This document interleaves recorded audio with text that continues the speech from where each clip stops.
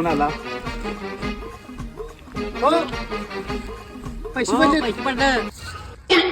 पडलेत.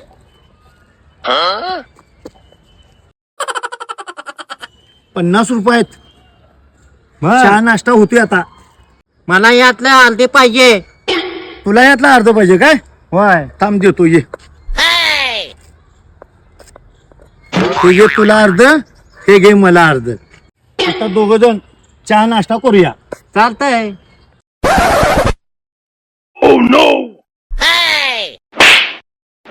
अरे हरामखोर लवड्याच्या नो, तुम्हाला काय कळतं का नाही?